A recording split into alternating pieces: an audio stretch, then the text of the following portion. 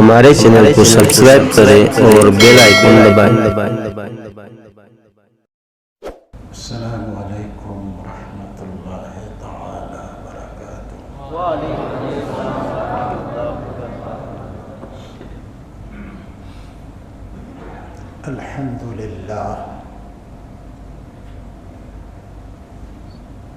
الحمد للہ الذی وکفی وسلام علی عبادہ الذین اصطفی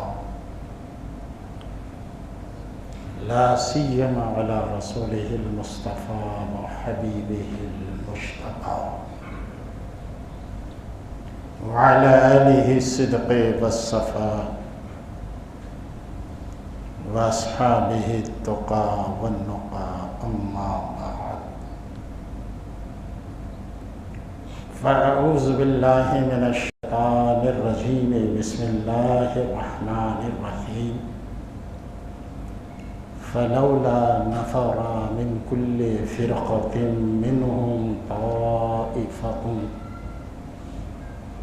ليتفقهوا في الدين صدق الله العظيم وبلغنا رسوله النبي الأمين الكريم ونحن على ذلك لمن الشاهدين والشاكرين والذاكرين والحمد لله رب العالمين۔ ادب و احترام اور ذوق و شوق کے ساتھ جی لگا کر نذرانے درود و سلام پیش کریں۔ صلی اللہ علی النبی الامی وآلہ صلی اللہ علیہ وسلم صلاۃ و سلاما علیک یا سیدی یا مکی یا مدنی یا ہاشمی یا رسول اللہ صلی اللہ تعالی علیہ وسلم۔ معزز و محترم سامعین، سب سے پہلے تو ہم آپ حضرات کو نئے سال کی مبارکبادیاں پیش کرتے ہیں۔ اللہ تعالی ہم سب کے لیے، تمام اہل سنت کے لیے، تمام عالم اسلام کے لیے جو سال شروع ہوا اس کو امن و امان والا بنائے۔ ہمارے لیے ایمان کی حفاظت، عقیدے کی حفاظت اللہ تعالیٰ اس سال کی کہ نئے مہینے کی برکت سے ہم سب کی حفاظت فرمائے۔ آپ سب یہاں حاضر ہوئے ہیں اور اس لیے حاضر ہوئے ہیں کہ دین کی بات سنیں گے، سیکھیں گے۔ جب سن لیں گے، سیکھ لیں گے تو انشاءاللہ اس پر عمل بھی کریں گے، اور اللہ نے توفیق دی تو کسی تک پہنچانا ہوگا تو اس کو پہنچائیں گے بھی۔ آج میں نے اسی مناسبت سے اگرچہ جس آیت کے حصے کو میں نے تلاوت کی اس میں طلباء کا، علماء کا ذکر ہے، طلباء کا خاص طور پر ذکر ہے کہ وہ علم حاصل کرنے کے لیے اپنے گھروں سے نکلتے ہیں، اور آپ بھی علم حاصل کرنے کے لیے اپنے گھروں سے نکلیں۔ بھلے ان کا خاص مقصد وہی ہوتا ہے لیکن کچھ نہ کچھ تو ہے، دین کو سمجھنے، اور پھر جب سمجھیں گے تو اس پر عمل پیرا ہوں گے۔ پہلے آپ سنیں کہ آج اتنی آسانیاں ہو گئی ہے دین حاصل کرنا، دین سمجھنا، علم سیکھنا۔ اس سے پہلے کسی زمانے میں اتنی آسانی نہیں تھی۔ لوگ علم حاصل کرنے کے لیے دور دراز کا مقام طے کرتے تھے۔ بعض صحابہ کے بارے میں نے پڑھا کہ مدینہ شریف، مکہ شریف میں جب حضور اکرم صلی اللہ علیہ وسلم نے نبوت کا اعلان فرمایا، حضور پر قرآن نازل ہونا شروع ہوا، بہت سے صحابہ دیہات میں، قریات میں، گاؤں میں رہتے تھے اور وہ قافلے کا انتظار کرتے تھے کہ قافلہ گزرے، ہم ان سے پوچھیں کہ حضور پر کوئی اور صورت نازل ہوئی ہے، کوئی آیت نازل ہوئی ہے۔ تو اس طرح سے ان سے پوچھ کر وہ لوگ قرآن کی آیتیں یاد کرتے تھے۔ کتنا مشکل وقت تھا وہ۔ پھر اس کے بعد کا جب ہم زمانہ دیکھتے ہیں، صحابہ کا دور، اس میں درجنوں واقعات ہیں۔ حضرت جابر بن عبداللہ رضی اللہ تعالیٰ عنہ ایک حدیث سننے کے لیے، صرف ایک حدیث، مدینہ شریف سے مصر کا سفر کیا، 1 مہینے کا سفر، صرف ایک حدیث۔ ذرا آپ غور کریں، خود کو تھکانا، سواریوں کو تھکانا، وقت دینا، سب کچھ کرنا صرف ایک حدیث حاصل کرنے کے لیے۔ ہمارے لیے کتنی آسانیاں ہیں۔ آپ حضرات نے نام سنا ہوگا حضرت ابو ایوب انصاری، حضور اکرم صلی اللہ علیہ وسلم کے مدینہ شریف کے پہلے میزبان، انہی کے گھر اترے تھے نا۔ پورا واقعہ آپ لوگوں نے سنا ہوگا۔ واقعہ سنانا نہیں، علم کی جو طلب تھی وہ بتانا ہے مجھے، چونکہ آپ ایسے موقع پر شہادت کے واقعات ہر سال سنتے ہیں، کچھ نہ کچھ تو انشاءاللہ سنائیں گے بھی، لیکن بار بار انہی واقعات کو ریپیٹ کرنا، کچھ باتیں اور سامنے آ جائے تاکہ عمل کا جذبہ، عمل کا شوق اور ذوق پیدا ہو۔ حضرت ابو ایوب انصاری عمر بڑی ہو چکی تھی، بڑھاپے کا عالم تھا۔ انہیں معلوم ہوا کہ میں ایک حدیث میں نے حضور سے سنی ہے، اور اس حدیث کے سننے والوں میں صرف ایک ہی صحابی بچے ہیں، صرف ایک۔ وہ دور وہ تھا کہ اسلام بہت دور دور تک پھیل گیا تھا، ایران میں، عراق میں، روم میں، مصر میں، اور بہت دور دور تک۔ تو صحابہ بھی دین پھیلانے کے لیے دور دور تک پہنچ گئے تھے اور وہیں بس گئے تھے۔ حال یہ ہوا، انہیں پتہ چلا کہ حضرت عقبہ بن عامر رضی اللہ عنہ یہ صحابی ہیں، اور اس وقت وہ مصر میں ہیں۔ وہاں کے گورنر حضرت مسلمہ بن مخلد تھے۔ انہوں نے وہاں بڑھاپے کے عالم میں تیاری کی، اور صرف اس لیے کہ میں اس حدیث کو میں نے سنا ہے، اور سننے والوں میں ایک اور بھی ابھی ہے دنیا میں، تاکہ تصدیق کر لوں۔ ایک کا سننا اور ہوتا ہے، 2 کا سننا وزن بڑھ جاتا ہے نا۔ کوئی کہے کہ میں نے یہ سنا ہے اور دوسرا کہ ہاں وہ صحیح بولتے ہیں، میں نے بھی سنا ہے، تو وزن بڑھے گا کہ نہیں؟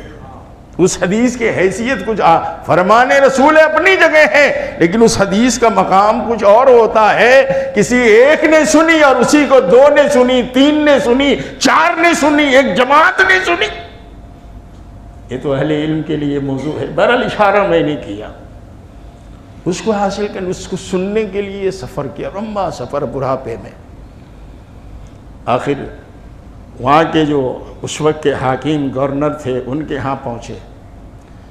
ابو ایوب کیا نام ہوا؟ کہا بس ایک حدیث میں نے حضور سے سنی تھی، اور اس کے سننے والوں میں صرف عقبہ بن عامر ہے جو مصر میں ہی ہے، میں ان سے پوچھنے آیا ہوں۔ سوچیے، پوچھنے آیا ہوں۔ کہا ایک کام کرو، جو ان کا گھر پہچانتا ہو، راستہ معلوم ہو، مجھے وہاں تک پہنچوا دو۔ انہوں نے ایک آدمی کو لگا، اور کوئی دوسری بات نہیں، کھانا پینا بھی نہیں، روانہ ہو گئے۔ انہوں نے کہا کس لیے آنا ہوا؟ کہا میں نے حضور اکرم صلی اللہ علیہ وسلم سے ایک حدیث سنی ہے، حضور نے فرمایا من ستر مسلمن خزیہ ستر اللہ یوم القیامہ۔ میں نے سنا ہے کوئی کسی مسلمان کے عیب کو اس لیے چھپائے کہ وہ شرمسار ہوگا، وہ رسوا ہوگا، ذلیل ہوگا، ذلت سے بچے گا، تو حضور نے فرمایا اللہ اس کے عیب کو قیامت کے دن چھپائے گا۔ حضرت عقبہ بن عامر نے کہا ہاں میں نے بھی ایسا ہی سننا تھا، گھوڑے پر سوار ہوئے روانہ ہو گئے۔ کیا سمجھے آپ؟ علم کا اتنا شوق، اچھا کیا ہے اس میں؟ میں آج حدیثیں سناتا ہوں آپ۔ علم کا اتنا شوق بڑھاپے میں بھی۔ ایک بات یہ کہ علم صرف دارالعلوم میں جا کے حاصل کرنا یہ ضروری نہیں، کسی عالم کے پاس بھی جا کے حاصل کر سکتے، کسی مجلس میں بھی جا کے حاصل کر سکتے۔ غور کریں آپ، آقا دو جہاں، نبی کونین، سلطان دارین محمد عربی صلی اللہ علیہ وسلم ارشاد فرماتے ہیں من سلک طریقا یلتمس فیہ علما سہل اللہ فیہ لہ بہ طریقا الی الجنہ۔ آقا کریم علیہ السلام ارشاد فرماتے ہیں علم کے لیے جو راستہ طے کرے چلے، اب وہ طلبہ متعلمین تو دور سے چلے، لیکن آپ کچھ حاصل کرنے کے لیے اپنے گھر سے چلے، آپ نے اپنے گھر کے صحن پہ قدم رکھا، گلی پر قدم رکھا، چلتے ہوئے آئے، تو حضور کیا فرماتے ہیں سہل اللہ فی لہو بہ طریقا الی الجنہ، اللہ تعالیٰ اس کے لیے جنت کا راستہ آسان کر دیتا ہے۔ ابھی علم پڑھے نہیں ہیں، ابھی علم سیکھے نہیں ہیں، ابھی آ کر بیٹھے نہیں ہیں، کسی عالم کے آگے زانوئے ادب ابھی طے نہیں کیے ہیں، ابھی گھر سے نکلے ہیں، قدم اٹھائے ہیں، تو شرف کیا ہے؟ سہل اللہ، اللہ اس کے لیے جنت کا راستہ، اور جنت کا راستہ تو آسان نہیں ہے نا۔ حدیث شریف میں آیا مشکلات میں، تکلیفوں میں، امتحانات میں جنت گھری ہوئی ہے، ان مشکلات کو، ان تکلیفوں سے گزرنا ہے پھر جنت ہے۔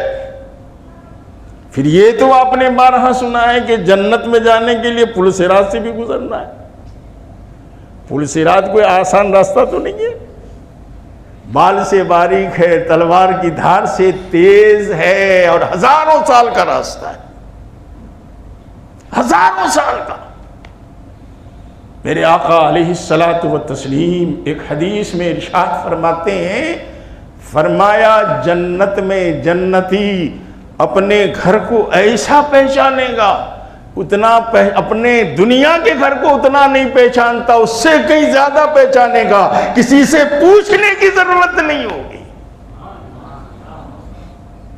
آپ سوچیں اتنی تکلیفوں میں گھرا ہوا، پل صراط سے بھی گزرنا ہے، حضور فرماتے ہیں کہ اللہ آسان کر دے گا۔ اس کا مطلب یہ ہے جو علم کے لیے، دین حاصل کرنے کے لیے، دین سمجھنے کے لیے گھر سے نکلا، اللہ اس کے لیے پل صراط کا راستہ بھی آسان کر دے گا، اور آسانی کے ساتھ وہ گزر جائے گا۔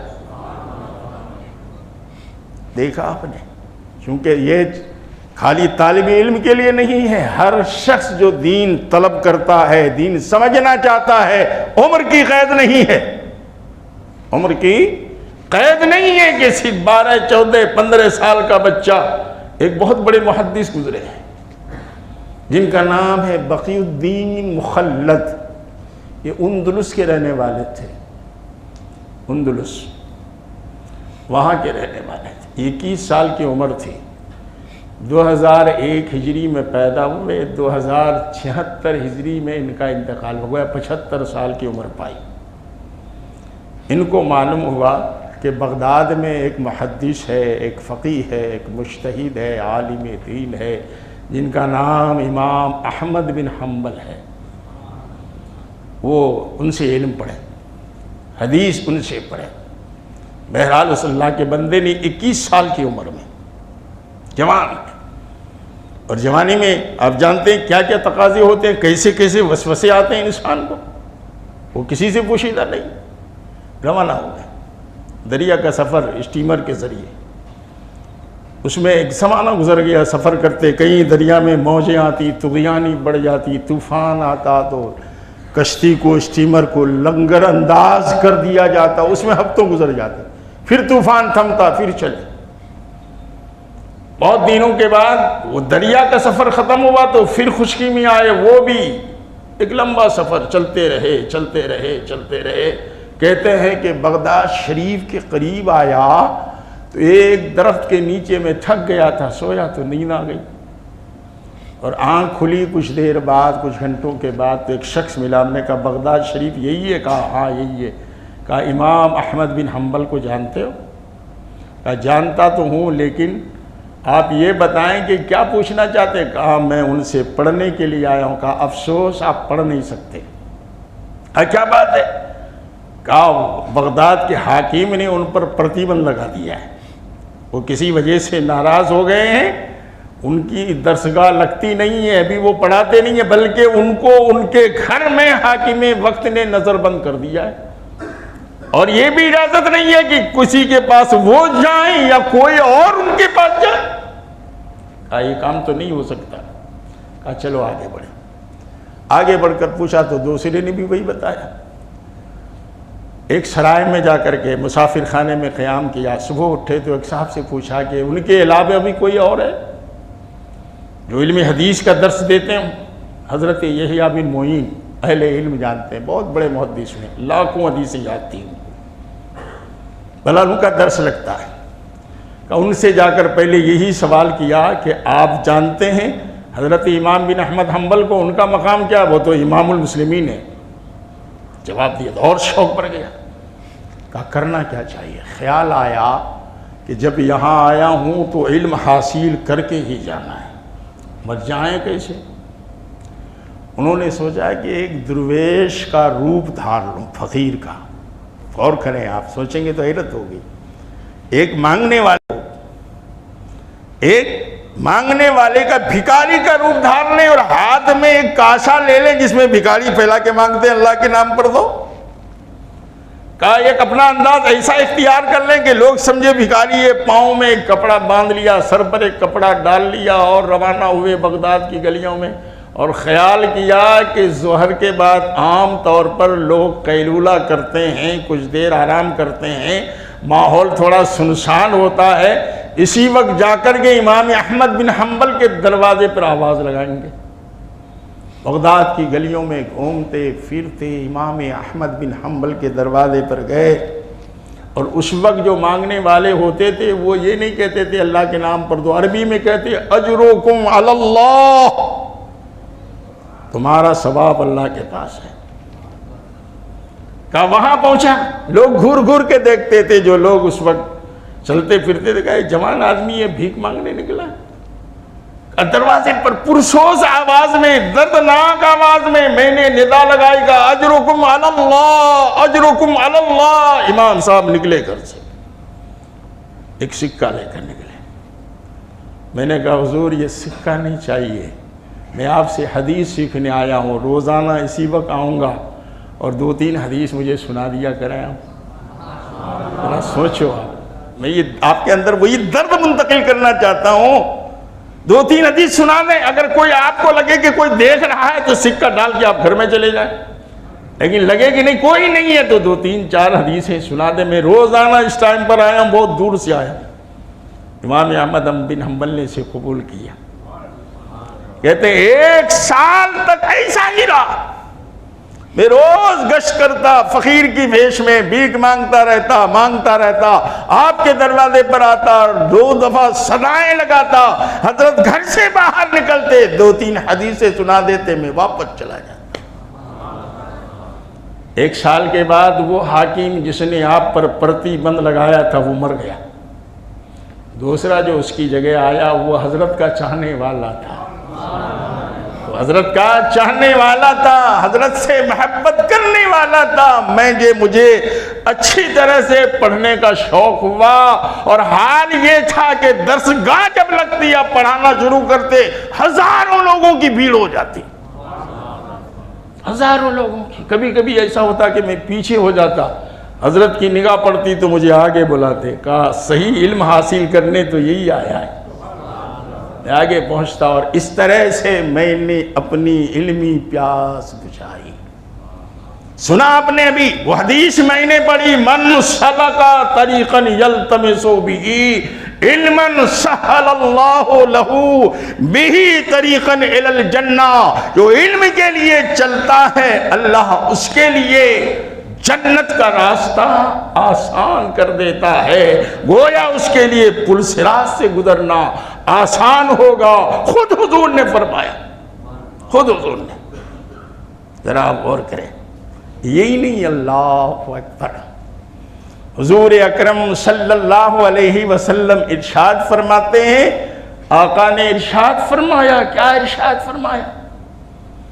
فرمایا من احب ان ینظر، حدیث ہے امام رازی نے اس کو تفسیر کبیر میں انس بن مالک سے روایت ہے، اس کو نقل کیا گا، من احب ان ینظر الی عتق اللہ من النار، جو یہ چاہے کہ جہنم سے آزاد بندوں کو زیارت کرنا چاہے، فَلْيَنْظُرْ إِلَى الْمُتَعَلِّمِينَ، وہ دیکھے علم حاصل کرنے والے کو، جو علم کے حصول کے لیے نکلے ہیں، چاہے مسجد میں ہو، کسی عالم کے گھر پہ ہو، مدرسے میں ہو، خانقاہ میں ہو، کہیں بھی ہو، آقا فرماتے ہیں جہنم سے آزاد لوگوں کو اگر کوئی دیکھنا چاہے دنیا میں، ان کو دیکھے جو علم دین کے لیے نکلا ہے۔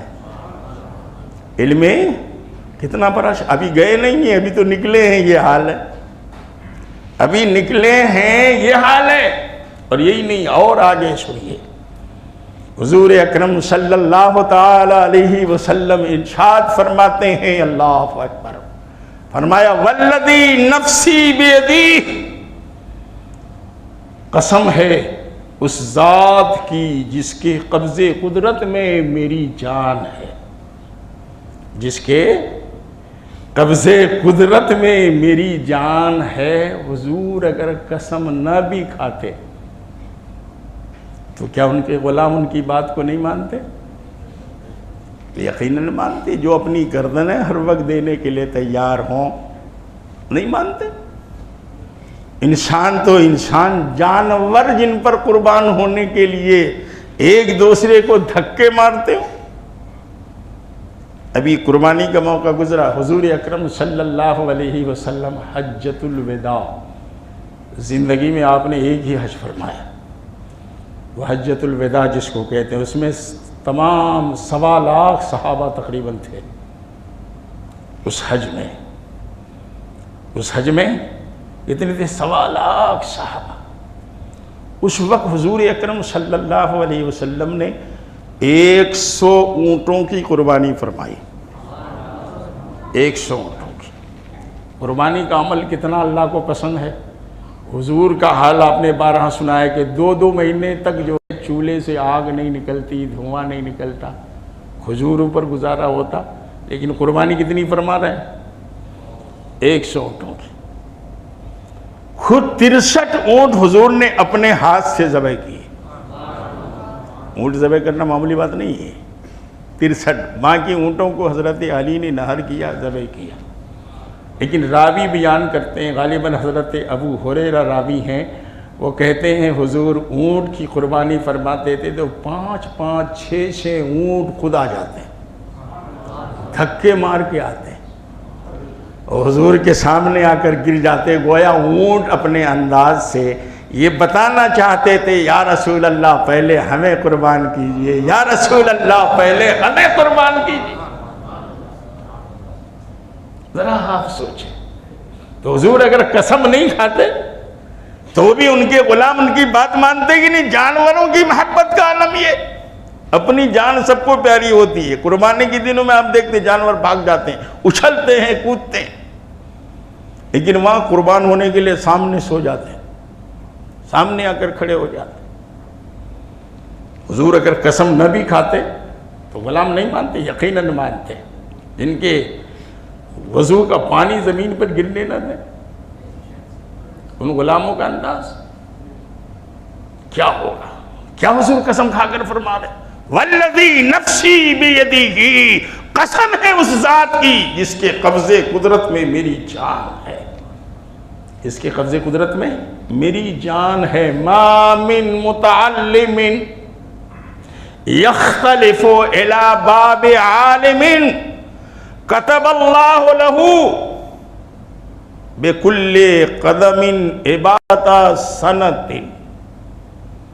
حضور اکرم صلی اللہ علیہ وسلم ارشاد فرماتے ہیں علم دین حاصل کرنے والا، دین کی فہم سمجھ حاصل کرنے والا کسی عالم کے دروازے پر آتا جاتا ہے حاصل کرنے، پھر واپس آیا. آقا کیا فرماتے ہیں ذرا غور کر، بے کل قدم، ہر قدم کے بدلے عبادت سنتین، ایک سال کی عبادت کا ثواب اللہ دیتا. سوچو، ابھی علم حاصل نہیں کیا ہے. یہ مزاج میں اس لیے آپ کو دے رہا ہوں کہ آپ بھی کچھ نہ کچھ سیکھنے آئے ہیں، کچھ نہ کچھ لینے آئے ہیں. اگر معلوم ہے تو اس کو تازہ کر رہے ہیں، نہیں تو اس کو سن رہے ہیں. آپ ابھی نکلے ہی ہیں، پر میں آتا جاتا ہے، قدم اٹھتا ہے جاننے کے لیے، قدم اٹھتا ہے وہاں سے نکلنے کے لیے. آقا فرماتے ہر قدم پر. درس سن کے گیا صرف اتنا نہیں، تقریر سنی خالی اتنا ہی نہیں، بلکہ ہر قدم پر جتنے قدم اٹھے ہر قدم پر ایک سال کی عبادت. حضور کے نورانی الفاظ سنائے میں نے، عبادت سنہ، ہر قدم پر ایک سال کی عبادت، ہر قدم پر. اب گناہ باقی رہے گا؟ گیا ہر قدم، آیا واپس ہر قدم پر. ذرا آپ سوچو، ایک سفر وہ بھی ہے جو آدمی حج کے لیے کرتا ہے، عمرہ کے لیے کرتا ہے. یہ سفر وہ بھی نہیں ہے، کعبے کی طرف جا رہا ہے، مدینے کی طرف جا رہا ہے، اچھے مقامات کی طرف جا رہا ہے، وہ بھی نہیں ہے. مگر ہاں یہ ضرور ہے، یہ کعبے کی طرف اگر یہ نہیں ہے تو کعبے کی عظمت کو جاننے کے لیے ضرور ہے. مدینے کی طرف اگر یہ قدم نہیں ہے تو مدینے والے کا عشق حاصل کرنے کے لیے ضرور ہے. ذرا آپ سوچیں، ہر قدم پر. اور یہی نہیں، آگے آپ سنیں گے تو حیران ہوں گے. اللہ اکبر. رسول اکرم مصطفیٰ جان رحمت صلی اللہ علیہ وسلم ارشاد فرماتے ہیں یمشی فی الارض، ان کے الفاظ آقا کے عربی الفاظ، یمشی فی الارض تستغفر لہ، زمین میں چلتا ہے اللہ، یمشی فی الارض، زمین میں چلتا ہے. اس کا ترجمہ تستغفر لہ، زمین اس کے لیے مغفرت کی دعا مانگتی ہے. زمین اس کے لیے، زمین اس کا بوجھ بھی اٹھا رہی ہے، اس کی پیٹھ پہ چل رہا ہے. اور اس کے علاوہ اچھا زمین اپنی مرضی سے تو نہیں کر رہی نا، خدا کا حکم آئے، خدا کا حکم آئے، اے زمین یہ میرے محبوب کا پیغام حاصل کرنے، اس پیغام کو عام کرنا چاہتا ہے، اندھیروں میں نور پھیلانا چاہتا ہے، ظلمات میں روشنی بکھیرنا چاہتا ہے. لہذا بوجھ بھی تو اٹھا اور اس کے لیے مغفرت کی دعا بھی کر. سوچیا، یمشی فی الارض، زمین میں چلتا ہے، یمشی فی الارض، زمین میں چلتا ہے، تستغفر لہ، زمین اس کے لیے مغفرت کی دعا کر رہی ہے. اے اللہ اس کو بخش دے، اے اللہ اس کو بخش دے، اے اللہ اس کو بخش دے. قدم رکھتا ہے زمین پر، زمین دعا کر رہی ہے. قدم اٹھاتا ہے زمین سے، زمین اس کے لیے دعا کرتی ہے. کوئی گناہ باقی رہے گا؟ ابھی علم حاصل نہیں کیا، خالی چلنا ہے. ابھی کچھ پڑھا نہیں، کچھ سیکھا نہیں، ابھی چل رہا ہے. اللہ، ذرا آپ سوچیے کتنا اونچا مقام ہے کہ لوگ دین حاصل کرتے ہیں.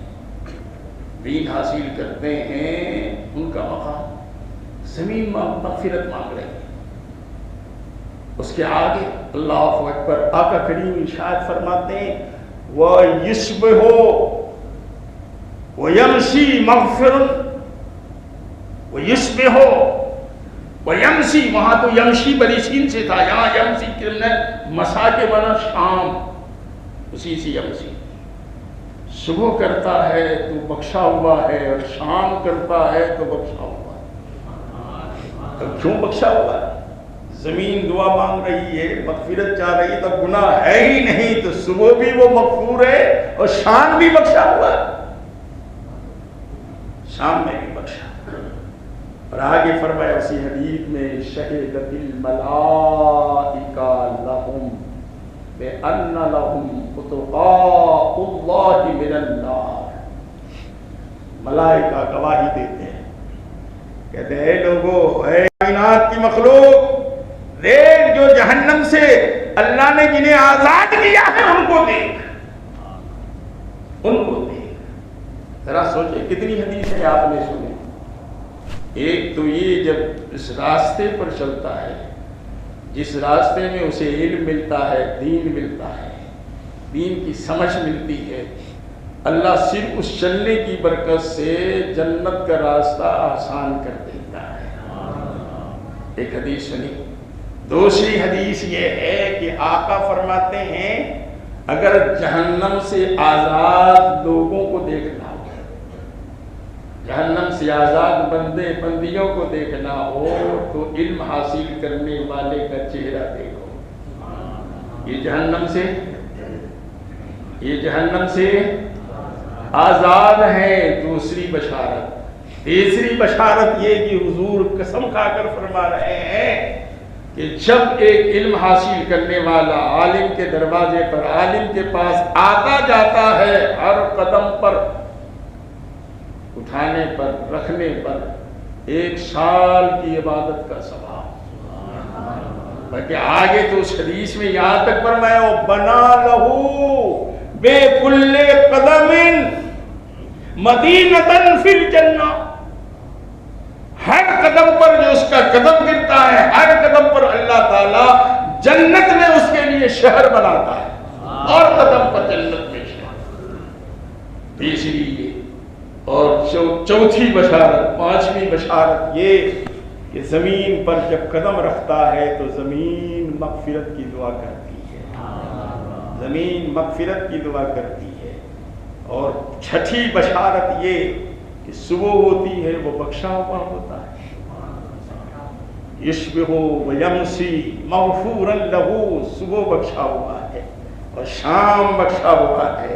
اور اس کے لیے فرشتے ندا کرتے ہیں اے کائنات کی مخلوق, دیکھ جو جہنم سے آزاد ہیں ان کو دیکھ. یہ وہ لوگ ہیں کہ اللہ نے انہیں جہنم سے آزاد فرمایا. اور ایک حدیث میں تو یہاں تک فرمایا, حضرت عمر فاروق رضی اللہ عنہ فرماتے ہیں انسان جب گھر سے نکلتا ہے اور پھر مجلس میں جا کر بیٹھتا ہے, وہاں جب وہ نکلتا ہے تو پہاڑ کے برابر, روایت میں تہامہ پہاڑ کے برابر. کچھ لوگ ایسے ہوتے ہیں بڑے گنہگار بھی ہوتے ہیں, ان کی طرف اشارہ ہے کہ گناہوں کا بوجھ ان کے سر پہ ہوتا ہے. اور جب دینی بات سنی, آخرت کی کوئی بات سنی, نبی اکرم صلی اللہ علیہ وسلم کی حدیث سنی تو دل جاگا, دل بیدار ہوا. ہائے ہائے اب تک کہاں تھے ہم. کبھی ایسا ہوتا ہے, ہائے ہائے اپنی زندگی گنوا دی, زندگی بیکار گزری, ہائے کہاں تھے اب تک, یہ کیا کیا ہم نے. پھر وہ آنسو بہاتا ہے, توبہ کرتا ہے. اور توبہ کرنے والے کے بارے میں آقا فرماتے التائب من الذنب کمن لا ذنب لہ. توبہ کرنے والا ایسا ہے جیسا اس نے گناہ کیا ہی نہیں. حضرت عمر فاروق فرماتے ہیں کہ وہ سنتا ہے اور جب دل بیدار ہوتا ہے تو پھر اس کے گناہ گر جاتے ہیں. پہاڑ کے مانند ہیں، گناہ گر جاتے، چونکہ توبہ کر لیا، گناہ گر جاتے ہیں، ایک بھی گناہ نہیں ہوتا، اللہ اس کو بخش دیتا ہے۔ میں نے ایک واقعہ پڑھا ہے، پرانے زمانے میں تابعین یا تبع تابعین میں سے ہیں حضرت منصور بن عمار رضی اللہ عنہ، بہت بڑے اپنے زمانے کے مقرر اور خطیب تھے، عربی زبان میں خطبے دیتے تھے، تقریر کرتے تھے، لوگ ان کی محفل میں پھوٹ پھوٹ کے روتے تھے، جب یہ آخرت کا ذکر کرتے تھے تو لوگوں میں ایسا ہوتا تھا کہ لوگوں کے دل ان کے قبضے میں، یہ لگتا تھا سروں پر چڑیے بیٹھے ہوئے، سر بھی نہیں ہلتے تھے، یہ حال تھا۔ تو حال یہ ہوا کہ پوری زندگی تو تقریریں کی، وشان ہو گیا، تو ان کے صاحبزادے نے انہیں خواب میں دیکھا، کہا ابا جان پوری زندگی آپ نے تقریر کی، لوگوں کو رلایا اور لوگوں کے دلوں کو آپ نے عشق رسول سے گرمایا، آپ کا ساتھ اللہ نے کیا معاملہ کیا؟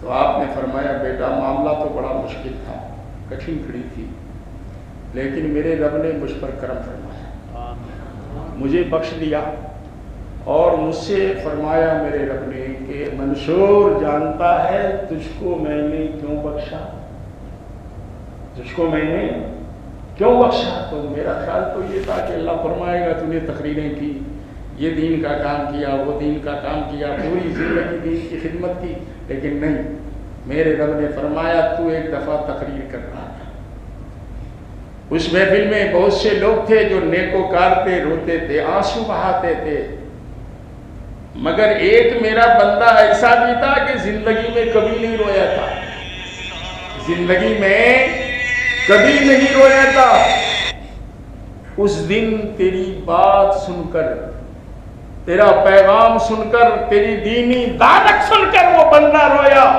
اور اس دن ایسا رویا کہ گناہوں سے وہ تائب ہو گیا، میں نے اس کو بخشا اور ساری محفل کو بخشا، تجھے بھی بخشا، تجھے بھی بخشا۔ حضرت عمر فاروق فرماتے ہیں کہ انسان کے سر پر، کاندھے پر گناہوں کا اتنا بوجھ ہوتا ہے پہاڑ کے مانند، لیکن دینی محفل میں حاضر ہوا اور ایک بات سن لی، دل جاگ گیا، احساس ہو گیا، اور پھر سوچا ہائے اب تک کیا کیا، اب تک تو ہم نے اپنی زندگی تباہ کر دی، برباد کر دی، فوراً توبہ کر لی تو سارے گناہ گر گئے، سارے گناہ گر گئے، اب وہ بخشا گیا۔ میرے عزیز و دوستو بزرگوں، یہ چند باتیں میں نے آپ حضرات کو اس پہلے دن میں یہ بتائی کہ یہاں آنے میں کیا نیکیاں ہیں، آنے میں، سننے کی تو بات کی بات ہے، خالی آنے میں آپ گھر سے نکلے اور تھوڑی بہت مصروفیات بھی آپ کے گھر میں ہوں گی، چلو یہ بھی کرنا تھا، وہ بھی کرنا تھا، خیال آیا چلو، ہمیشہ تو نہیں سننے کو ملتا ہے، کبھی ایسا موقع آتا ہے تو آپ نے وہ وقت قربان کیا، وہ تو الگ ثواب ہے، وہ بعد میں آپ سنیں گے، لیکن گھر سے نکلے، گلی میں چلے، روڈ پر چلے، مسجد میں آئے، صرف آنے کا ثواب، صرف چلنے کا ثواب، صرف اچھی نیت کا ثواب کہ آپ سننے کی نیت سے، اچھی نیت سے، اچھے ارادے سے آئے، اللہ تعالیٰ آپ کا آنا جانا بیٹھنا سننا سب قبول فرمائے۔ السلام علیکم ورحمۃ اللہ۔